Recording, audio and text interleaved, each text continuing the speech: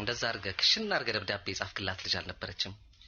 ነበረች እንጂ ነበሩ ልበል ወይም ነበረች በየጊዜው እንደው የወጣትነት የልጅነት ነበሩ ግን ያ ሁሉ ተደምሮ በመጨረሻው ዚያኔም ልጅ ነበርኩኝ በጣም ዩኒቨርሲቲ ኮሌጅ ሆኜ ነበረች ግን እንግዲህ የፍጥረት ነገር በጣም የሚገርም ነው አሁን ወደ ኋላ ሳስበው እኔ እሷን ስከተል እሷ ሌላ ስትከተል እንደሱ ነው አይደለ እንደሱ ሁሉ ጊዜ እንደሱ ነው እንጂ አንድ እድለኛ ነው እሱ ምን ያህል እንደሆነ አላውቅም አብዛኛውን ጊዜ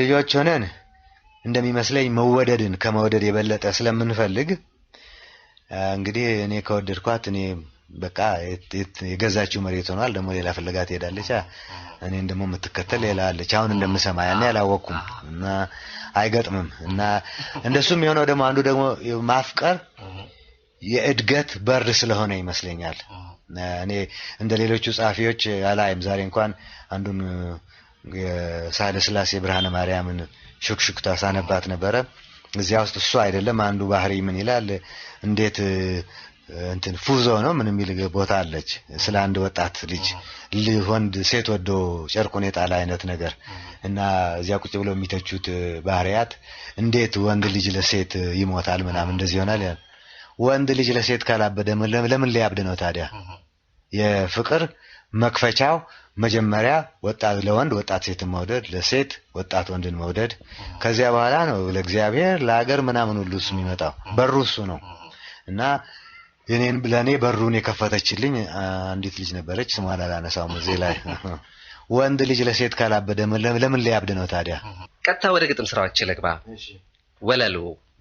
ወለሉ ታት በተለይም ዘበት እልፊቱ በተሰኘው የግጥም መድብል ላይ ይህን ቃል ተጠቅመህበታል ለመሆኑ ቃሉ ራሱ ምንድነው ወለሉ ታት አዲስ ነው የሆነብን ለብዙዎቻችን ነው አዲስ ነውና ለአማርኛ አዲስ ነው የኦሮሞ ቃል ነው የኦሮሚኛ ቃል ነው እና እንዳልኩ እኮ መጽሐፉ ሰብሳቢ ስሜት ነው እንደሱ ስለሆነ አንድ ለምሳሌ በጣም የሚደንቀኝ ነገር ወደ ኋላ ሳስበው አማርኛ በኮሎኔል መንግስቱ ዘመነ መንግስት በጣም ሲስፋፋ ሌላ ቦታ ጽፌያለሁ አሁን በቅርብ የት እንደሚታተም አላውቅም ግን ሳይታተም አይቀርም በሚመጡት 4-5 ወራት ውስጥ አንዱ የሚገርመኝ እዚያ ላይ የምገልጸው ሳየው በሙሉ እንዳለ ከግዕዝ የተወረሰ ነው ትግሪኛ አለ ኦሮሚኛ አለ ወላይታ አለ ሐመር አለ አንዋክ አለ 84 ቋንቋዎች ናቸው ኢትዮጵያ ውስጥ የሚነገሩት አባቱን አያቱን ይናፍቃል ይባላል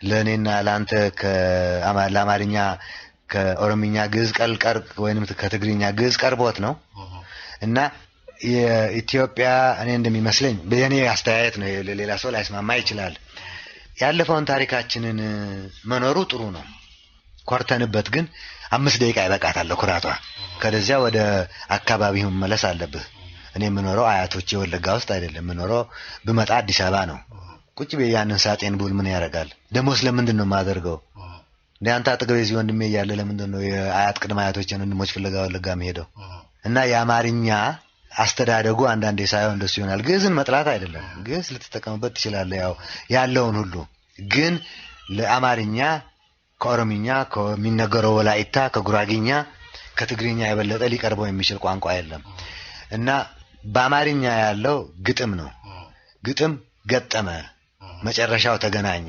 የመስመሩ ልክ ርዝመቱ ምቱ አንድ ላይ መጣ ነው አይደለም አንድ ነገር ስለገጠመው ዋጋ አለው ማለት አይደለም እንደሚመስለኝ ቅኔ ያልክ እንደሆነ ራሱን የቻለ እድገት አለው የራሱን የቻለ ምንም ወሰን አለው አማርኛ ግዕዝ አይደለም እና አካባቢው ካለው በጣም የሚገርመኝ አሁን በኮሎኔል መንግስቱ ዘመን የወጣ አንድ መዝገበ ቃላት እዚያ ውስጥ ሳየው አንድ ከሌላ ቋንቋ ከኢትዮጵያ ቋንቋ የተወሰደ ላይም እና ታዲያ ያንን ያያዩ ለምሳሌ ያየ ሌላ ሰው ለምንድን ነው የሚቀየመው ስትል እንዴ አልፈኸኛ አጎቶችን ስትፈልግ አጎቶችን አያቶችን ስትፈልግ ለምንድን ነው ወንድም አልሆንከኝ ብለህ የምትቀየመኝ እና ይሄንን እኔ እንግዲህ መሰብሰቢያ ከፈለግን አማርኛን የማጥፋት ነገር አይደለም አማርኛን ማጥፋት ፈልግ በአማርኛ ጽፈም የጽሁፍ ቋንቋ እሱ ነው እኔ አሁን በቅርብ አሜሪካን ሀገር ግጥም አንብቤ ለኢትዮጵያውያን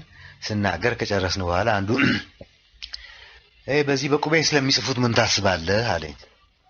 ምንም አላስብም አልኩት። ለምን ነው የማስበው? እኔ በቁቤ አልጽፍም፣ በአማርኛ ነው የምጽፈው። ፊደል ነው የምጽፈው፣ አማርኛ ጽፍ፣ እንግሊዝኛ ጽፍ፣ እንግሊዝኛ ምን እንዳስብ ፈለክ አልኩት። ነገሩ ገብቶኛል። እኔ ኦሮሞ ነህና በትውልድ ታወግዛቸዋለህ ወይ አለኝ። አይነት ነገር ጥያቄ ነው። እንደሱ አላለም፣ ግን በቀጥታ ዞሮ ሲመጣ እንዴ የኔ ወንድም አንተ አማራ ነህ፣ እኔ ኦሮሞ ነኝ። አንተ በእኔ ቋንቋ አልጻፍክም፣ እኔ በአንተ ጽፌያለሁ። ከዚህ በላይ ወንድምነት ምን እንደምትፈልገው ከኔ በላይ? ወለሎ ወለቶት ወለሎታት እኔ እንግዲህ ማቀው የኦሮምኛ ቋንቋ ስለሆነ ነው። በትግርኛ ባቅ፣ በወላይታ ባቅ፣ በጉራጌ ባቅ በ88ቱም አራቱም ቋንቋ የምናገር በሆን አንዳንድ መዝ ነበር። እንደሱ የተመዘዘ ነው። ደግሞ ለአማርኛ ፖኤምን አይደለም ፖኤትሪ የሚለውን ቃል የሚተረጉም ቃል የለም።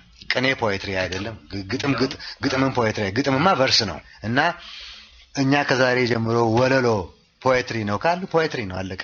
እና ደግሞ እኮ ለምን የኦሮምኛ አስገባህ ብሎ እንትን የጠየቁኝ አማሮች ብቻ አይደሉም፣ ኦሮሞዎችም ጠይቀውኛል።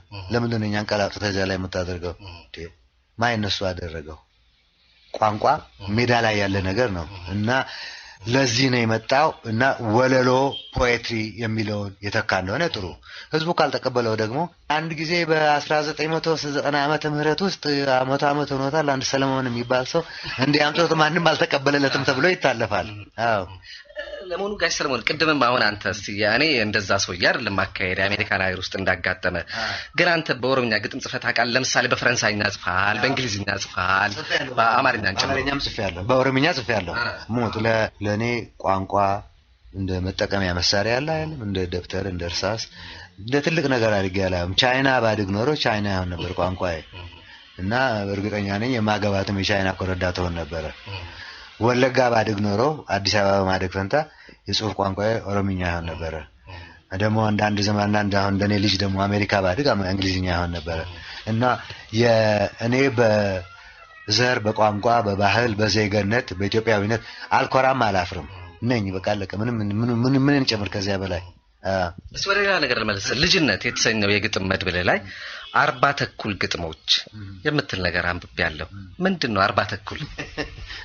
አየህ እኔ ትንሽ የሚያሳስብ ቀልድ ወርወር ሳላረግ ማለፉ እንጂ አልችልም መሰለኝ። 40 አሁን በኢትዮጵያ ቋንቋ ፈረንሳዮች 36 ነገር ይላሉ። 36 ነገር ሲሉ ብዙ ማለታቸው ነው፣ የማይቆጠር። በእኛ ደግሞ አሁን ታሪኩ ጎንደር ውስጥ ያንን ያህል ስለነበሩ ነው ይባላል። እሱ እንዲሁ የተፈጠረች ትመስለኛለች። በ44ቱ ታቦት ይላል። 44ቱ እንግዲህ 45 ቢሆኑ 40 ተኩል መሆናቸው ነው። ከዚያ ነው የመጣው። እና ለኔ 44 ማለት ለጊዜው የቀረበልህ ጊዜና አቅም ቢኖር ደግሞ ወዘተርፈ ብሎ ይቀጥል ነበር። እንደሱ ነው። ብዙዎች ሲናገሩ ሰማው አንድ ነገር አለ። የሰለሞን ደሬሳ ግጥሞች አይገቡንም ነው የሚሉት። ይሄ ነገር ደግሞ ከድሮም ጀምሮ የነበረ ነው የሚመስለኝ። ለምሳሌ ልጅነት የተሰኘው የመጀመሪያ ግጥም መጽሐፍ እንደወጣ ይመስለኛል ከባድ ተቃውሞ ገጥሞ ነበር። የኢትዮጵያን ግጥም አወራረድ አበላሸ፣ እንደው ከፈረንጆቹ ደባለቀ፣ የፈረንጆቹን አካሄድ ነው ያመጣብን፣ የደባለቀብን፣ ክልስ አደረገብን አይነት ነገር ሁሉ ነበረ። ይገጥማል ሰዎች አይገባንም የሚሉ አይገባንም የሚሉም አሉ። የሚቆጡ ጓደኞችም ነበሩኝ። የማይገባን ነገር እኔ በእኔ አስተያየት አዲስ ስለሆነ ብቻ ነው፣ አንድ ነገር ስላለመድከው። እና ደግሞ እንደኔ አስተያየት የለመድኩትማ ወለሎ አይደለም። እሱ ተራ ግጥም ነው።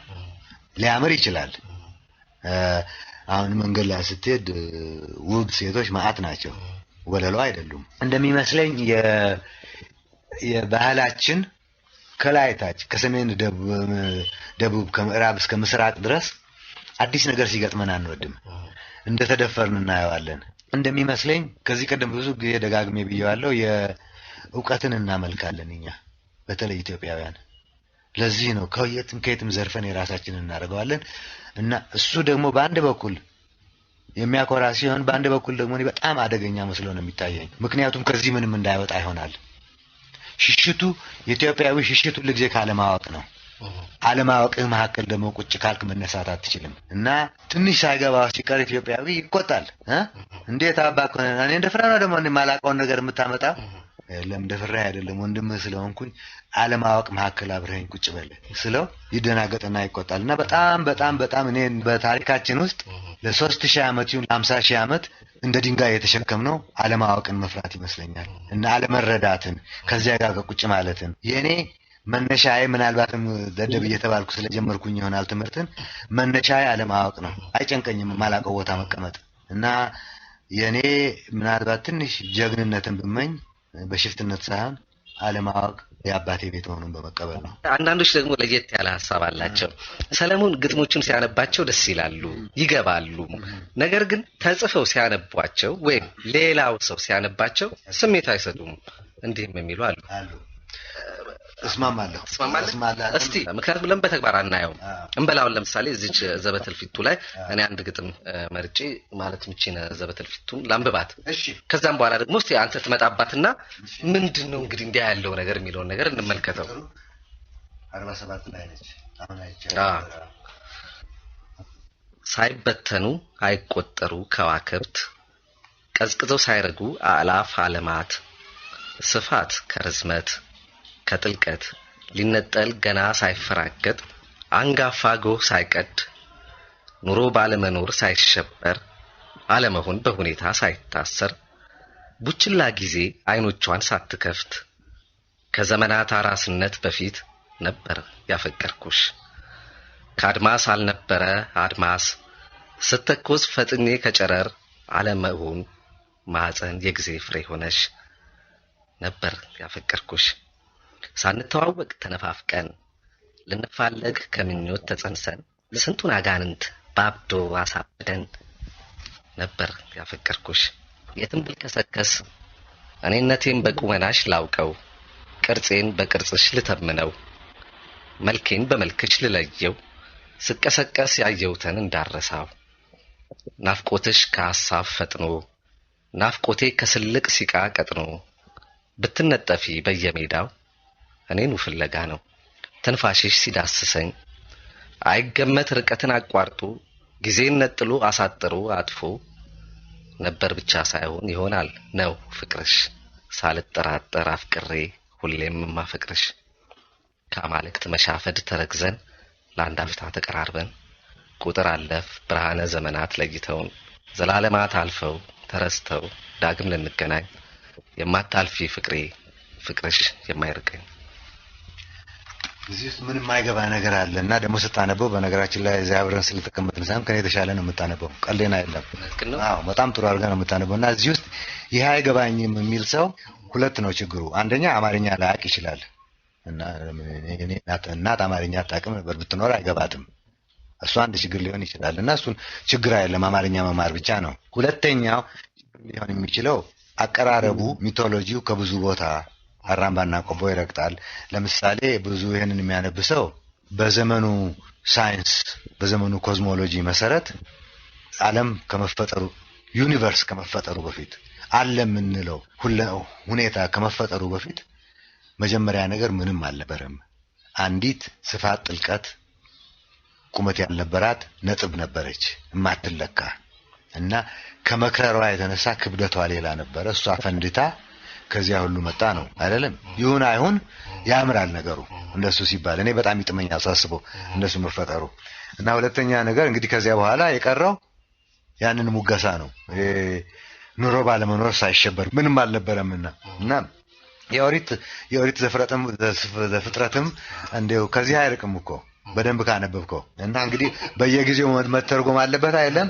እና የቀረው ማንን ያፈቀርኳት መጀመሪያ በ11 አመቴ ፍቅር ይዞኝ ምን እንደሆነ ምሳለክ የነበረች አንድ ካዛንቺዝ ከኛ ጋር የምትጫወት ልጅ ነበረች እና ደግሞ ዋና የታወቀችበት በ11 አመቷ አግብታ ፈታን የመጣችው እና ከባላ ሀገር እና እሷን ነው መጨረሻ ዩኒቨርሲቲ ኮሌጅ ልሙትልሽ ያልኳትን ነው ወይንስ ይሄንን ፍጥረቱን የመጣሁበትን ፍንዳታውን የመጀመሪያውን እግዚአብሔር 6 ቀን የፈጀበትን ከሱ ጋር ነው ፍቅሬ ምን ሊሆን ይችላል። ይሄ እንግዲህ ባነበበው ቁጥር እንደኔ ተስፋ አንዱ አንተ ራስህ ባነበብከው ቁጥር ሌላ ፍቅር ይሆናል ብዬ ነው የምገምተው እና መጨረሻው ግን አልዳኝሽም ባለግሽ ሸረሞትሽ ብዬ አልገምትሽም ፍላጎትሽን ተከትለሽ የምታደርጊው ሁሉ ራስሽን ለማወቅ ነው። የማያዋጣ መንገድ ሊሆን ይችላል ግን 2 3 4 ሴት ወንድ ፍለጋ የምትሄድ ሴት በክፋት አይደለም ምስጢሩ ክፋት ብቻ ሊሆን አይችልም። ምስጢሩ ብልግና ብቻ ሊሆን አይችልም። ምስጢሩ ራስን ማወቅ መፈለግ ሊሆን ይችላል እስከ ሞትም ድረስ እና ከኔ በኩል ፍርድ የለበትም።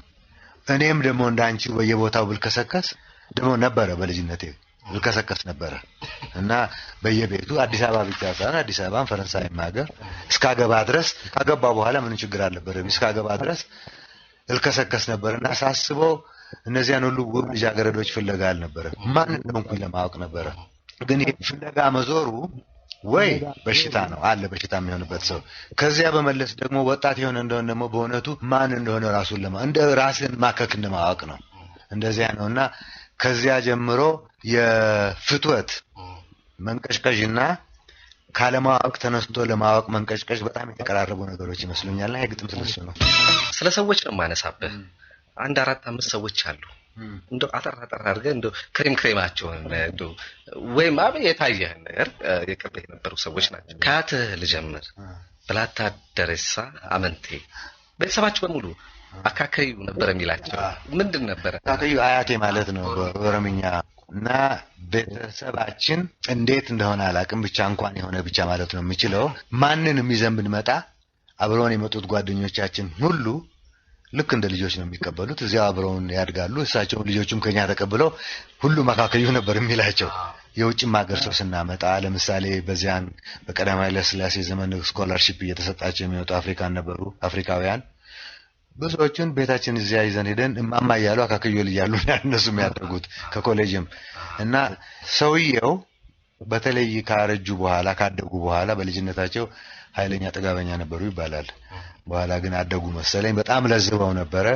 ቤታቸው ክፍት ነው፣ አእምሮአቸው ክፍት ነው እና ከፋም በጀም ለማይወደው ክፉ ሊሆን ይችላል፣ ለማይወደው ደግሞ ደግ ይመስል ይችላል እና አንድ የኢትዮጵያን አንድነት የማያጠራጥር 2 ኢትዮጵያ ውስጥ ሰው አለመበላለጡን እንዲያው ንጉሱን እጅ የምነሳው ለጊዜ ስለነገሱ እንጂ ከኛ የበለጡ የተሻሉ ሰዎች ሰው ናቸው ተብሎ ተነግሮን አናውቅም እና ይሄ ሁሉን እኩል ማየት ከአካካዩ የመጣ ይመስለኛል ከብላታ ደሬሳ አመንቴ።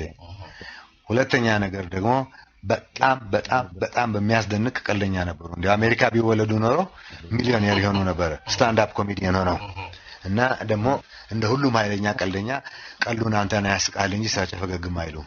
እንደ እብድ ያዋዝተስቅ ግን የሚቀልዱት እሳቸው ናቸው። ሁለተኛ ነገር ደግሞ ጭንቅላታቸው እኔ ከምናልባት ከ110 ደርሳኝ ይሆናል ማስታወስ አንዴ ነገርካቸውን ነገር አይረሱም። አንዴ የሰሙትን ዘፈን አይረሱም።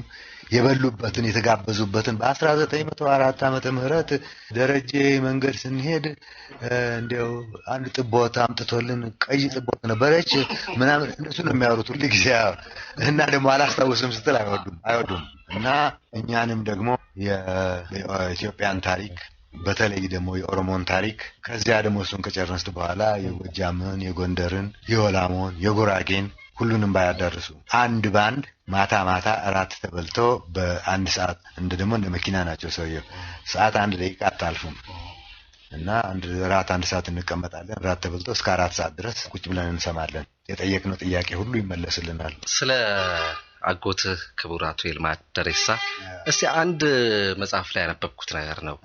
ሰውየው አንድ ወቅት ላይ ከፕሬዝዳንት ሩዝቬልት ጋር ለመነጋገር ዋሽንግተን ዲሲ ሄደው ነበር አሉ እና ዋይት ሃውስ ለመግባት በጣም ተቸግረው ነበር አሉ ከፕሬዝዳንት ሩዝቬልት ጋር ለመገናኘት። በኋላ አንድ ዘዴ ተጠቀሙ ነው የሚባለው። የባቋራጭ የሚስ ሩዝቬልት ማለትም የፕሬዝዳንቱን ባለቤት ጓደኛ ተዋውቀው የሚባል ነገር ይሄ ነገር ሰምተዋል? አልሰማሁም። አላውቀውም። ታሪኩን ሊሆን ይችላል ግን አልሰማሁም። ምክንያቱም አንድ ነገር ለስራ ብሎ ከተነሳ እክል ገጠመኝ ብሎ የሚመለሰው አልነበረም እና ደግሞ በጉልበት ብቻ ሳይሆን በብልጠት በአዋቂነት የሚጠቅም ሊሆን ይችላል ግን አልሰማሁም። ይሄን እሺ አሜሪካዊው ምሁር ጆን ኤች ስፔንሰር በጻፉት መጽሐፍ ላይ ኢትዮጵያ አጥቤ እኔ እንደተረዳሁት አዲሱ ትውልድ በ1960ዎቹ ብቅ ማለት እስከጀመረ ድረስ የወቅቱን ስነ ጽሁፍ የሚከታተሉ ኢትዮጵያውያን ይልማ ደሬሳና ደጃዝማች ዘውዴ ገብረስላሴ ብቻ ነበሩ ብለዋል። አንተም በዚህ ተስማማለህ? አንብቤያች እኔ እንኳን እስማማለሁ ለማለት የእነዚያን ሰዎች በጓደኝነት አውቃለሁ ማለት ይሆንብኛል። እነ ጻፊ ትእዛዝ አክሊሉን እነ ሌሎቹንም እኔ ላልችልም፣ ግን የማውቀው ደጃዝማች ዘውዴ ገብረስላሴም አሁንም አሉ። በጣም አንባቢ ናቸው እና የማያውቁት የለ ነገር እንደው ኢንሳይክሎፒዲያ ናቸው ሰውየው። አጎቴ ደግሞ በቅርብ አውቀዋለሁ፣ ያነብ ነበር በጣም እና ደግሞ ሲያነብ ያ ትምህርቱ በኢኮኖሚክስ ነው። በዚያ ነው ከለንደን ኢኮኖሚክስ ተመርቆ የወጣው። ግን በሱ ብቻ ሳይሆን በታሪክ በአትክልትን በማራባት በምንም ነገር በጣም ያነብ ነበረ። ባለቤታቸው ወይዘሮ ኤልሳቤጥ የመጀመሪያው ኢትዮጵያዊ ዶክተር የሐኪም ወርቅነህ ልጅ ናቸው የሚባለው እንዴ? ልጃቸው ናቸው። ያው የሐኪም ወርቅነህ ብዙ ልጆች ነበሯቸው።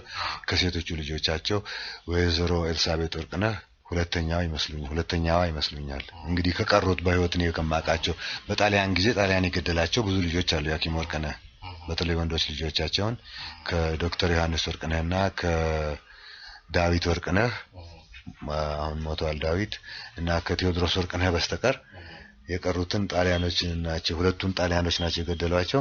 እና ወይዘሮ ኤልሳቤጥ ታላቅ እህት እንዳላቸው ሌላ አላውቅም ከወይዘሮ አስቴር በስተቀር፣ ወይም የሞቱት ታናሾቻቸው እንደሆኑ እና ሐኪም ወርቅነህ ልጅ ናቸው። ሐኪም ወርቅነህ እንደሚባለው በሕፃንነታቸው ከአለማየሁ ቴዎድሮስ ጋር አብረው ነው ወደ እንግሊዝ በጀነራል ናፒየር ጦር ታግተው የሄዱት። ተይዘው የሄዱት ልክ ነው። ሁለቱም ምርኮኞች ነበሩ እና እንዳደራ ልጅ ምን ምርኮ ህፃናት ናቸው ምን ይማርኳቸዋል። ግን ይዘው ሄደው የአለማየሁ ቴዎድሮስን ታሪክ በብዙ ተከታትየዋለሁ። እንግሊዝ ሀገርም ሄጄ ያደረባትን የኖረባትን ቦታ ሁሉ አይቼዋለሁ።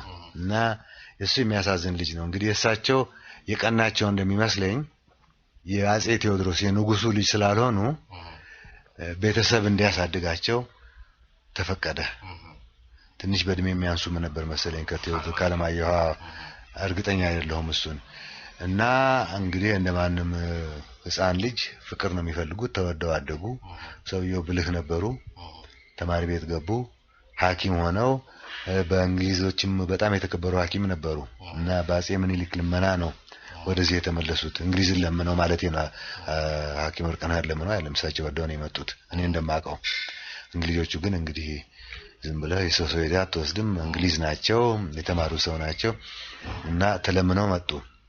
እንግሊዞች ተለምነው ወደዚህ መጡ። እሳቸው የቴዎድሮስ ልጅ አለማየሁ የንጉስ ልጅ ስለሆነ እናት አባት ሳይሰጠው እናት አባቱ የእንግሊዝ መንግስት ሆነበት እና እኔ በ18 አመቱ መሞቱ በኒሞኒያ እንደደረጀ እንደሞተው እንደሱ ነው የሚሉት። ግን እንደሚመስለኝ በፍቅር እጦት የሞተ ልጅ ይመስለኛል። ምክንያቱም አንዳንዱ ንግስት ቪክቶሪያ ከቴዎድሮስ ጋር ጥለኛዋ ያው ጦርነት የተነሳበት እንዲያው በጣም ተወደው ነበረ፣ ታዝንለት ነበረ። መውደዳን እንኳን አላውቅም። እንደው ትንሽ ነገር እንደው ብስኩት ምናምን እዚያ እየጠራች ታበላው ነበረ። የጻፈላትንም ደብዳቤ ሕፃን ሆኖ በሕፃን እጁ አይቻለሁ። የሚኖርበትም እሷ ወደ መጨረሻው ጋር አንድ ደሴት ላይ የምትኖርበት ቦታ ነበረ። ስኮትላንድ ያለው ሳይሆን ከእንግሊዝ በደቡብ በኩል የእንግሊዝ ደቡብ እዚያው ከዚያ ምናልባት የ45 ደቂቃ መንገድ በታንኳ ሄጄ አይቼዋለሁ። የሱ መልክ የተቀረጸ ሐውልትም እዚያው ቁጭ ብሎ ነበር እና ያዞሩ ሲያሳዩን ማን እንደሆነ አላወቁትም ነበረ። እነዚህ ጠባቂዎቹ እኔና የማነ እጅጉ ነበር አብረን የነበር ነው። እኛ እንግዲህ ካላወቃችሁ አለማየሁ ማለት ይሄ ነው፣ ኤምፐረር ቴዎድሮስ የንጉስ ቴዎድሮስ የንጉሰ ነገስት ቴዎድሮስ ልጅ ብለን ተገርሟቸው መጀመሪያ ትንሽ ዞር ብሎም አላዩን። እንደ አዋቂ ታየላን ለ5 ደቂቃ ያህል እና አብረውት ሄዱ። አለማየሁ ያላገደለኛ ልጅ አልነበረም፣ ስፖርተኛ ነበር። ትምህርት አስቸገረው ደግሞ ትንሽ እኔ እንዳስቸገረኝ እርግጠኛ ነኝ። የአእምሮ ነገር አይደለም፣ የህፃን ድንጋጤ፣ አባት እናት አለመኖር፣ የሚያቅፈው ሰው። ሐኪም ወርቅነህ የሚወዳቸው ሰዎች ነበሩ ማለት ነው። ህፃን ደግሞ በመንግስት አያድግም እና በጣም ያሳዝነኛል ታሪኩን ሳስታውሰው። እሱ ከአመታት በኋላ ከረጅም ዘመናት በኋላ ስብሐት እንዴት አገኘው? ስብሐት እኔ እንደዚያ ሆኖ ነው ያገኘሁት። እንዲያው ይሄ አንድ ዘንቢል ይዞ ሲሄድ የተሰራች ስዕል አለች አይደለም ጋዜጣ ላይ የምትወጣ ጉሬዛ መስሏል። እዚያ ላይ ጸጉሩን እሱ ጠይም ነው ጸጉሩና ጢሙ ሸብቶ እንግዲህ ስብሐት ተስፋዬ ገሰሰና እኔ የጻፍነውን ነገር አንዱ ለሁለቱ ያነባል እና ጓደኛሞች ነበርን በጣም የእነሱም ሌሎች ጓደኞች ነበሯቸው፣ እኔም ሌሎች ጓደኞች ነበሩኝ። ግን በጽሁፍ የምንገናኘው እኛ ነበር። መጽሐፍ ደግሞ አብረን እናነብ ነበር፣ ብዙ ያነብ ነበር እሱም። ምናልባት በዚያን ጊዜ ስብሐትና እኔ ከተስፋዬ የበለጠ እናነብ ነበር። አሁን ግን ትናንትና ተስፋዬ ጋር አግኝቼ ውዬ በጣም ዝም እሱ እንዲሁ ሲናገር ሌላ ነገር ሲያወራ የሚያነሳቸውን መጽሐፍ ስሰማ በተለይ በቲያትር ብዙ ያነበበ ሰው ነው። አዎ ከገመትኩት በላይ ስብሐትና እኔ ብዙ እናነብ ነበር። የምናነበው አይነት መጽሐፍ ያን የሚለያይ ይመስለኛል። ስብሐት ለምሳሌ እንደ አረቢያን ናይትስ ያሉ እነ ዶስቶየቭስኪን ሊትሬቸር በብዛት ያነብ ነበረ። እኔ ሊትሬቸር አነባለሁ፣ ግን በሊትሬቸር ከዚያም አልፌ እንደ ብዙ ነገር አነብ ነበረ፣ ፊሎሶፊውንም ሳይንሱንም። አሁንም እንደዚያው ነኝ እና እንደ ስብሐት ባህሪ አሁን ቁጭ ብሎ ምናልባት አጋጣሚ ይሄን ኢንተርቪው በሬዲዮ እየሰማ ነው እንበል፣ ምን የሚል ይመስልሃል? ስብሐትን ቢሰማ ዝም በል እባክህ ሲል ነው የምሰማው። ምንድን ነው የሚለው ሲላ እና የስብሐት አሁን አላውቀውም፣ ልጅ ሆኖ ቀልዱ በጣም የሚጥም ሰው ነበር። አሁን አላውቀውም ስልህ መሸሻ አይደለም። አብረን አንውልም ብዙ ጊዜ። ያለፈው ጊዜ ሳገኘውም ብቻችንን ያሳለፍነው ቀን አንድ ምሽት ነው የማስታውሰው። አንድ ጊዜ ላንጋ ነው ሄደን ትንሽ ቁጭ ብለን ተጫወትን፣ በእግራችን ሄደን ተጫወትን እንጂ ከሰው ጋር ነው የማገኘው፣ ከአክስቴ ጋር፣ ከአክስቴ ልጆች ጋር፣ ከሱ ልጆች ጋር እና ትዝ የሚለኝ ቀልዱና ደግሞ ስብሐትን በጣም የምወድለት አንድ ነገር ነበረ። ዳኝነት አይገባም። ስታነበው ያየው እንደሆነ እንደዚያው ነው። ተቀባይነት ያለው ጠባይ ያለው እና እኔ ደግሞ ዳኝነት የሚገባ ጸሐፊ አንዳንድ ጊዜ ያስፈልጋል እና መወድለት አለ። ለስብሐት ሳይሆን ለሌሎች ጸሐፊዎች። እሱን ግን በጣም መወድለት አንድ እሱ ነው። ሁለተኛ እኔ ላደርገውም አልችለውን ኤነርጂ ቁጠባ አሪፍ ነው። ከሚያስፈልገው በላይ ምንም አትወጣም። ሲቀልድም ሲቆጣም እንደሱ አይደለም እና ብዙ ሰዓታት አያበዛም። ያጎተ ልጅ ነበር ያገባው ሀና ይልማን፣ ወልደዋልም። በኋላ አንተም ነግረኛል ተለያይተዋል። ያ ሁላችንም የምናውቀው ነው። ሀናን ታገኛታለህ? አገኛታለሁ። አሁን እንኳን አላገኛትም፣ ምክንያቱም ወደ ደቡብ አፍሪካ ተዛውራለች። አሜሪካ የነበረች ጊዜ አልፎ አልፎ አገኛታለሁ። ልጃቸውን ዶክተር ኢያሱ በጣም አገኘዋለሁ። እሱን አሁንም በስልክ አገኘዋለሁ። በጣም ጎበዝ የሆነ ልጅ ነው። በኢያሱ በ22 ዓመት ሳይሞላው ነው በኬሚስትሪ ፒኤችዲውን የጨረሰው። በ22 ዓመቱ ቴክሳስ ዩኒቨርሲቲ በሪሰርች አስተማሪነት ትንሽ ከሰራ በኋላ ሀገሩ አሜሪካ ነው። እነዚህ ኬሚስትሪ እንትን ያላቸው አንዱ ትልቁ መርክ ነው። ጠብ አደረገው ያዙት። ደህና ስራ አገኘ፣ እዚያ ይኖራል። እስክንድር ቦጎሲያን በጣም ወዳጅና የቅርብ ጓደኛ እንደሆነ ተሰማት። እንዳውም ቅድም አሜሪካን ሀገር ፈረንሳይ ሀገር ለትምህርት ሄደ በኋላ አሜሪካን ሀገር ቢዚ ሆኜ እጅ ስትል አውቄ ነው ዝም ያልኩ። በኋላ ላይ ያነሳባለሁ ብዬ ሚዜው ነበር። ከሱ ሲያገባ ነው አሜሪካ ሄድኩት። አልተመለስኩም። እንደወጣሁ ቀረሁኝ። ወደ ተመልሼ ዲግሪዬን እጨርሳለሁ ብዬ በአንድ ፈተና ነበር የቀረኝ፣ የህግ ፈተና ዲግሪዬን ለመጨረስ እና ደግሞ ይሄን ያህል የሚያስቸግረኝ ፈተና አልነበረም። ግን እሱን ተከትዬ ሄድኩኝ።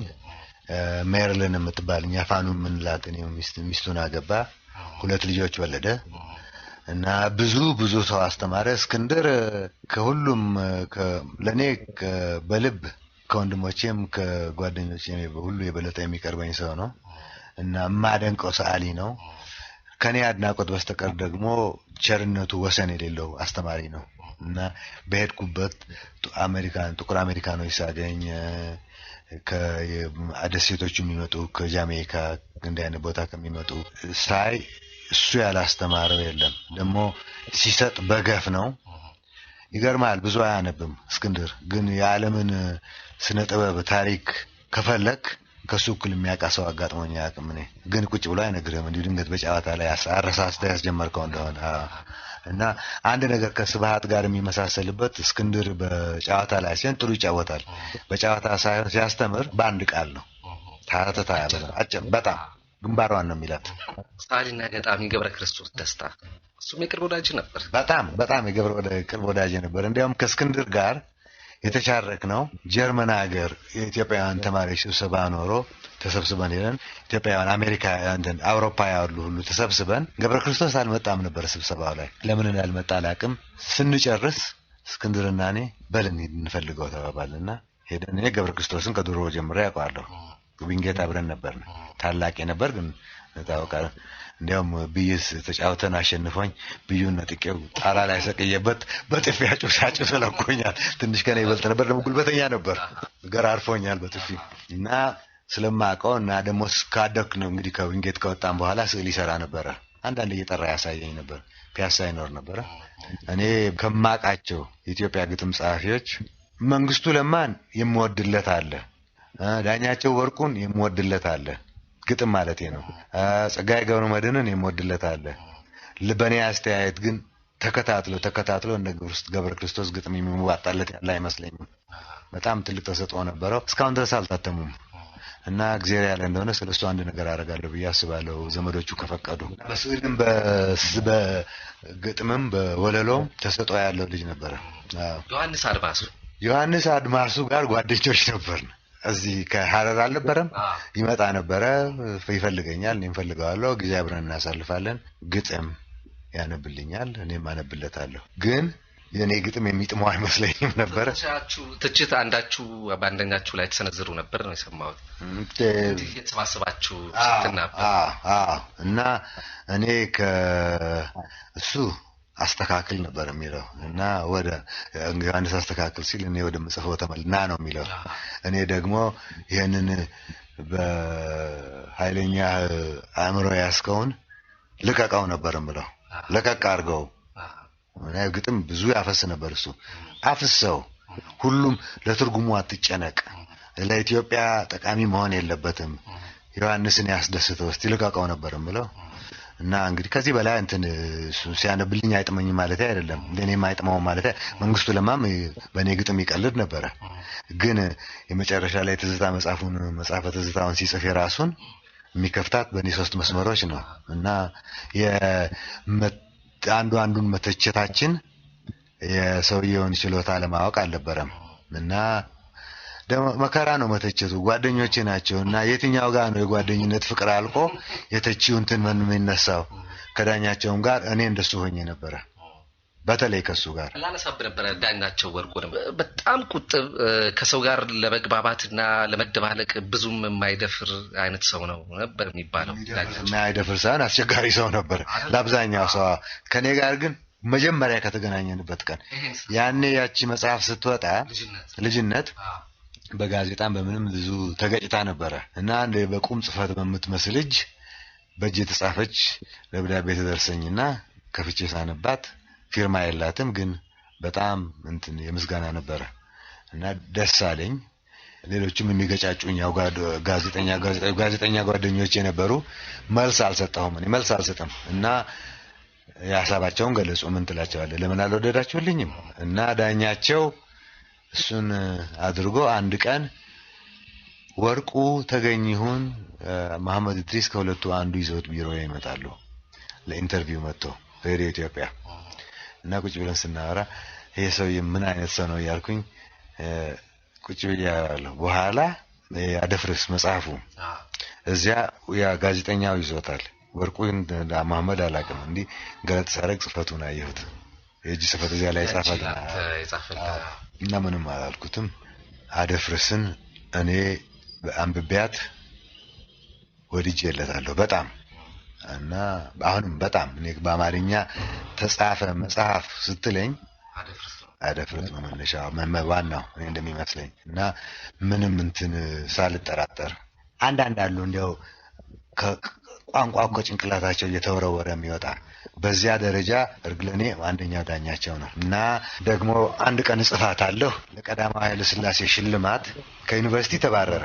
እንዳልኩ ኃይለኛ ሰውዬ ነው። አንዱም ያልመሰለውን ነገር አይቀበልልህም እና ጥፋቱ ማን እንደሆነ አላውቅም። የተጣሉበትን ነገር አውቃለሁ። ያሻማል። ኤኒዌይ ተውጥቶ ወጣ ወይንም አባረሩት፣ አስወጡት እና ለኃይለ ሥላሴ ቀዳማዊ ኃይለ ሥላሴ ሽልማት በአማርኛ ስነ ጽሁፍ ገብረ ክርስቶስ ደስታ፣ አብርሃም ደሞዝ፣ እኔ ደግሞ ስሙን ረሳሁት፣ የዩኒቨርሲቲ ፕሮፌሰር ደግሞ አንድ ጥይት የሆነ ሰውዬ ነበር። እሱ ሆነን ብዙ መጽሐፎች በየፊናችን አንበን ተሰብስበን እኔ ምናልባት አንድ 80 መጽሐፍ አንብቤያለሁ ለመምረጥ አጠገቡም የሚደርስ አልነበረም። እና ሁላችንም በተለይ አብርሃም ደሞዝና እኔ በቃ እሱ መሆን አለበት ብለን ገብረ ክርስቶስ ትንሽ አስቸገረ መጀመሪያ ላይ ምንድነው አፉን ሞልቶ ልብ ወለድ የሚለው ልበ ወለድ አይልም እንደሌለ ልብ ወለድ ነው አደፍርስ ብሎ ልብ ወለድ ነው የሚለው ልበ ወለድ አይልም በሱ ባብሽቆታል እና አንዳንዴ የገብረ ክርስቶስ ቀልዱምና እውነቱ አንዳንዴ ያሳስታል አላቅምና በኋላ ውጪ ከኔ ጋር ተሳድበን ተጫጭቀን እና አብረን ማታ አምሽተን ጠጥተን በኋላ ሳቀናሽ እኔም ቦታ አድርጌለታለሁ አለ አስቀሩበት እና የአማርኛ ስነ ጽሁፉን ሽልማት ለብላታ መርስ ያዘን ወለቂርቆስ ሰጡት እኛ ደግሞ እሳቸውን እንዲያውም ለኢትዮጵያ ጥናት ያኔ ኢትዮጵያ ጥናት 40,000 ነበር የሚሰጠው ስነ ጽሁፍ 7,000 ነበር የሚሰጠው የሚገባቸው በዚያ ነው ሰዓት በሳቸው መጽሐፍ ሁላችንም ሰዋሰው ተምረናል አንቃወማቸው እንደግፋቸው እናደንቃቸዋለን ግን እዚህ ውስጥ ስነ ጽሁፍ አይደለም እሱ ብለን ስንከራከር ቆይተን በኋላ የተነገረን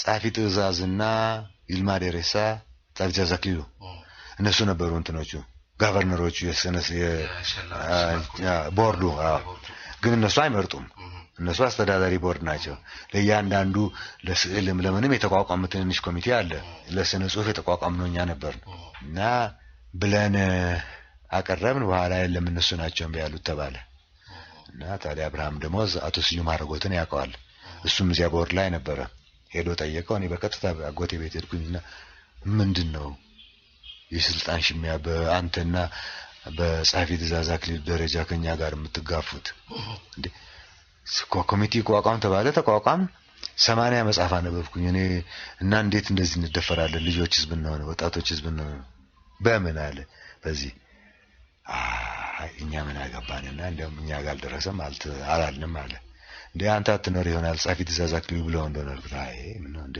በክፉ አታንሳው አክሊሉንም እንዴ አይነት ነገር ውስጥ አይገባም ምን ነው ልጆች ያደረከን እንዴ ለዝም ብሎ የመርካቶ የሚወራ ወሬ የለቀም ካንተ ደግሞ ምናምን አለ አልሰማችሁም አልሰማንም እኛ ምን አገባን ኮሚቴ ውስጥ መቻ ነበብነውና ነው እንደውም ስንሰማ ገረመን ምርስ ያዘን መሆናቸው እሳቸው በዚያ ቢቀርቡ አንቃወማቸው ነበር ግን እንግዲህ ኮሚቴ ከተመረጠ ከተቋቋመና ይሄንን ከመረጡ እነዚህ ልጆች አሳናሳፍራቸው ብለን ዝም አልን አለ እና ዳኛቸው እንዲህ ነው የቀረበት ሰለሞን በቀጥታ ወደ አንተ ህይወት ልግባ እንደው እቺን ጋሻዋን ረሳዋት ተነካዋት አሁን ላይ እንደው እንደ ጓደኛ ይሆንኩኝ መጣውኝ ከረጅም ዓመታት ጀምሮ ውጭ ሀገር ነው ያለው መኖር የምትኖረው ኑሮውን ግን በትክክል በቋሚነት የመሰረትኩ የት ነው ነውስ ከሀገር ሀገር ተለዋውጣለህ በየጊዜው ለልጆቼ እስኪያድጉ ድረስ በተለይ ትንሿ ልጅ ከተማሪ ቤት እስከወጣቷ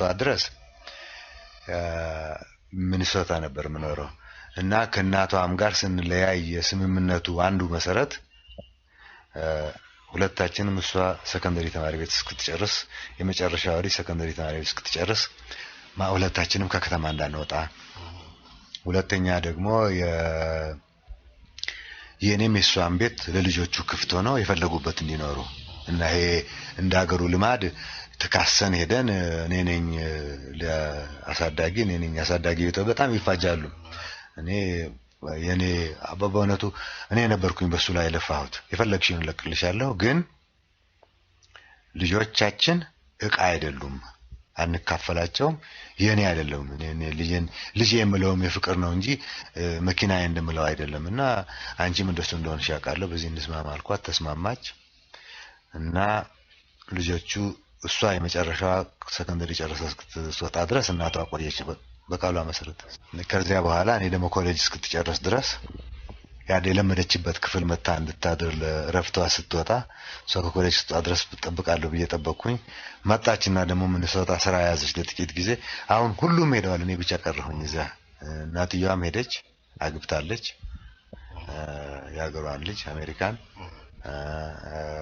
ልጆቹም ሄዱ ስንት ልጆች ነበሩ የወለዳቸዋቸው የኔ የሆነችው አንድ ነች አንድ የእንጀራ ልጅ ደግሞ አለችኝ እሷ ታላቅ እሷን ምን ያሳደግኳት ባለቤቷ አሜሪካ የት ነበረች ምንድን ነበር ሙያዋስ ስንቱ ተቆጥሮ ብዙ ነገር ነበር መስራ በጣም ኃይለኛ ሴትዮ ነበረች እና እዚህ ነው የተጋባ ነው እዚህ ኢትዮጵያ ውስጥ አሜሪካ ሆኜ እናቴ እኛ ልትጠይቅ ትመጣለች እና ገና እንዲሁ እንተዋወቅ ነበርም በብቱም ቅርብ አልነበርንም እንዲሁ አለ አይደለም ተገናኝተናል ተዋውቀናል ስለ በሴትና በወንድነትም መታወቃችንን አላውቅም ብቻ እንተዋወቃለን እና በዚያን ጊዜ ማለቴ ነው እና እናቴ ትተዋወቃትና በጣም ትወዳታለች። እንዲያው ወጥ ምናምን መስራት አስተማራቻትና እንደ አንድ ቀን ኢትዮጵያ መምጣት የፈለግሽ እንደሆነ ነይና የኔ ልጅ ገንዘብ ደግሞ ከቸገረሽ እኔ እንደምንም ብዬ አውሮፕላን ቲኬት ልክልሻለሁ ትላታለች። ያንን ግብዣ ተቀብላ ብቅ ትላለች። ልጅቷ ቆንጆ ነበረች። ቀስ ቀስ ያለ ፍቅር መጣ። ማዘጋጃ ቤት ነው የተጋባነው እዚህ አዲስ አበባ ማዘጋጃ። ሰርግ ምናምን አድርጋችሁ ነበር? በየለም እናቴ እንደውም በጣም እንደው ያበሳጨኋት ያን ጊዜ ነው ሰርግ እምቢ አልኩኝ እኔ እና ስብሃትና ሀና እስክንድርና ፋኑ የእስክንድር ሚስት እኔና የኔ ሚስት ናን ሆነን አብረን ሻምፔን ጧት ቁርስ በላን እና ተያይዘን ወደ ሶደሬ ሄድን እና በቃ እንደሱ ነው። ሰርግ አልነበረም። ለምን ያህል አመት አብራችሁ ኖራችሁ? እንዴ በጠቅላላው አንድ 18 አመት። ልጃችሁ እድሜዋ ምን ያህል ነው? አሁን ወደ 29 እየሰራች ነው። አዎ እኔ ጋር አይደለም ኒውዮርክ ነው የምትሰራው። ለጊዜው ለተባበሩት መንግስታት የህዝብ ብዛት ጥናት ኤዥያን በሚመለከተው እዚያ ነው የምትሰራው። ብዙዎቻችን እንደምናውቀው ለረጅም ጊዜያት ያህል አንተ በተለያዩ ዩኒቨርሲቲዎች እየተዘዋወርክ አስተምረሃል እና አንድ ወቅት ላይ እርግፍ አድርገተው ከዋሉ ከዛ ምን ነው ሰለሞን ብትባል አይ የተማሪዎችን ጽሁፍ ማረም ሰለቸኝ ብለሃል። እውነት ነው ይሄ? ልክ ነው። ይታክታል፣ በጣም ይታክታል። እንደንትን ነው አንድ አስተማሪነትህ ነው። እኔ የእነሱን ጽሁፍ ማረም ብቻ ሳይሆን መጀመሪያ እንዴት እንደሚያርሙ የኔን ጽሁፍ ማሳረም ነው ማስተምራቸው። ከዚያ በኋላ ማት አጽፋቸዋለሁ። ምክንያቱም ሌላ አይነት ትምህርት የለም። ጽሁፍ ለመማር መጻፍ አለብህ እና በሳምንት 300 ገጽ 400 ገጽ ይመጣል። ደግሞ ኮምፒውተር አላቸው ይሉታል። በጣም ደከመኝ። ሳስተምር ደግሞ መጀመሪያ ነው እንደዚህ አድርጌ ስራዬ ብዬ አጥብቄ ያስኩት። ለካ ሚኒሶታ ስገባና ኢትዮጵያ እንደማልመለስ ሳውቀው የዚህ ሀገር አድባር እንዲቀበለኝ ምን አደርጋለሁ ብዬ አሳስብ ልጆቻቸውን ላስተምርላቸው ብዬ ከነጮች ከጥቁር አሜሪካኖች ከአሜሪካን ህንዶች ከሚባሉት ከሀገሩ ተወላጆች በሙሉ እና በተለይ ደግሞ ደከም ያሉ ተማሪዎች የራሴን ደካማ ተማሪ አልነበርኩም አቅላቸዋለሁ። ከዚያ ይዤ እንዲያውም ዩኒቨርሲቲው እዚያ አንድ ትንሽ ኮሌጅ ውስጥ ነች። በዚያዎች ኮሌጅ ውስጥ ደግሞ የሰሎሞን የኦነር ፕሮግራም ይሉት ነበር። ምክንያቱም እኔ ጋር የተጠጋ ተማሪ መጨረሻው ላይ ሲነሳ ዜሮ አስወጣ ያሉ የሚሰጡት ሊያስወጡ ያሰቧቸውን ሲወጡ በመዓት በብዙ ከሚበልጣቸው በላይ በልጠው የሚወጡ ልጆች ነበሩና ምን ነበር የምታስተምራቸው ለነሱ? እኔ ልክ ሌላውን እንዳደረኩት ያሰኘኝ ነበር ማስተምረው እና ተዘጋጅ ለራሴ 1-2-3 አመት አጠናና እሱን ነው ማስተምረው። ማስተማር ማለት ደግሞ ማበረታታት ነው። እኔ ቁጭ ብዬ እያንዳንዱን ነገር መንገር አይደለም፣ ሚስጥር አይደለም። የት እንዳለ ላይብረሪ ነው የማገኘው። ቤተ መጻሕፍት እመራቸዋለሁ ወደዚያ። ከዚያ በኋላ በጥያቄ ነው ማስተምራቸው። የሳይንስና የስነ ጥበብ እና የቴክኖሎጂ የሚገናኙባቸውን የስልጣኔ አንጓዎች ብዬ አስተምር ነበረ። አንድ ኮርስ እንደ ፊሎሶፊ እንደ ፍልስፍና ስነ ጽሁፍ አስተምር ነበረ። ስነ ጽሁፍ ለልቦለድና ለግጥም ሳይሆን ለሳይንስ እንዴት እንደሚጻፍ፣ ለሊትሬቸርን ስነ ጽሁፍን ለመተቸት እንዴት እንደሚጻፍ፣ ስለ ስነ ጥበብ እንዴት እንደሚጻፍ። ግን እኔ 16 አመት ካስተማርኳቸው በጣም እንደው ደስ ብሎኝ የማስታውሰው ሚቶሎጂ ሳይሆን ሚስ እና ተመስጦ እና መንገዱ ምን እንደሆነ ብዬ ከእስራኤላውያን በአይሁዶች ከባላ ይሉታል። እሱን ሚስጥር ትምህርት ማለት ነው። የህንዶቹን የእስላም ሃይማኖትን የክርስትናን በተለይ ደግሞ በጣም የሚወደለትን የቡዳን ስነ ጽሁፎች በንባብና ምን ፍለጋ እንደነበሩ እሱ እንደ ፍልስፍና አድርጌ 16 አመት አስተማርኩኝ። 16 በመጀመሪያ ላይ ሲጀመር ይሄንን ያለም ሰው አልነበረውም። ከሁለት አመት በኋላ ሁሉ ጊዜ እንደሞላና ተማሪ እንደተመለሰ ነበረ። በጣም ወደው ነበር እሱ እና በኋላ እሱም ሁለት ነገር ሰለቸኝ ዩኒቨርሲቲ። አንደኛው አንተ እንዳልከው ቅድም 300 ገጽ ጽሁፍ በየሳምንቱ ማረሙ ደግሞ እኔ ፈጣን አንባቢ አይደለሁም እና አደቀቀኝ። ሁለተኛ ደግሞ ዩኒቨርሲቲ ስትሰራና ስታስተምር ኮሚቴ ላይ መስራት አለብህ። እኔ ከማስታወቂያ ሚኒስቴር ጓደኞቼ ጋር ከሰራሁት በስተቀር ቢሮክራሲ ውስጥ መስራት ተስማምቶኝ አያውቅም እና ጊዜን የማባከን መሰለኝ ጥዬው ወጣሁኝና አሁን ማስተምራለሁ። ግን ወረቀት ማረም የለብኝም። ጨርሼ ሲሄድ የሚመለከተኝ ነገር የለም። አለቃ የለኝም እና ማስተምረው እንደ ተቀጣሪ ገንዘብህን ከፍለህ አንተ እንዲህ አይነት ነገር የቸገረ ነገር አለ እንዴት ነው የምፈታው ያልክ እንደሆነ በሱ ነው የምኖረው። አሁን አፈታት አስተምርሃለሁ ብዬ እና ደግሞ ሰው በሐሳብ መገናኘት ሲያቅተው መግባባት ሲያቅተው ብዙ ጊዜ የሐሳብ ሳይሆን ሌላ ችግር አለ ከኋላው። ብዙ ጊዜ ስሜት ችግር ነው፣ ፍርሃት ነው። እና እሷን ጣቴን ቁጭ አድርጌባት ይኸውልህ ይሄንን ከፈታኸው ይቀልሃልና አይነት ነገር። ከዚያ ደግሞ ስትገልጸው ደግሞ ሐሳብህን አታስፈራራው እና እንዴት ብታቀርብለት ይቀበልህ ይመስልሃል? ለምን ኃይልና ጉልበት ታባክናለህ? አይነት እንደሱ አይነት ነገር ነው ማስተምረው። በሱ ነው የምኖረው። ሀብታም ነህ ማለት ይቻላል። በጣም ብዙ ገንዘብ ታገኝበታለህ ወይ? አሁን ባገኝበት ጊዜ አባከንኩት። አሁን ከእለት ኖሬ አያልፍም የማገኘው። ምክንያቱም ብዙ ቀነስኩኝ እና መጀመሪያ ሁሉ ጊዜ የሚገኝ መስሎኝ ነበር የቀነስኩት። አሁን እየተረሳሁኝ ሄድኩኝ። ትንሽ እድሜም ነው መሰለኝ መሯሯጡም ሰለቸኝ። ደስተኛ ነበር? በጣም ደስተኛ። 8 ዓመት የስቃይ ጊዜ ነበር ለኔ። ምክንያቱም አሜሪካ መኖር አልፈለኩም ነበር። ሀብቱም ድሎቱም አልታየኝም። በጣም ኢትዮጵያ መመለስ ፈልግ ነበር፣ አልተቻለም። በአብዮቱ ጊዜ በተለይ ልጆች ይዘው መመለስ አልታየኝም። ምክንያቱም ብዙ ልጆች ምን እንደደረሰባቸው እሰማለሁ፣ አነባለሁ እና አልተቻለም። ከዚያ በኋላ አንዴ ቆርጬ እዚያ ከተቀመጥኩኝ በኋላ እንዲያው በጣም ነው የማመሰግነው አሜሪካን። እንዳድግ እንዳንድማር ፋታ ሰጠኝ፣ ችግሩን ጭምር ማለቴ ነው። እና ደስተኛ እንኳን ሳልል እኔ እንዴት ነው የሚሰማኝ? የራሴ ሸክም የለብኝም። የምኖረው ህይወት ስቃይ አያምጣብኝ እንጂ አሁንም ቢያልቅ አያስደነግጠኝም።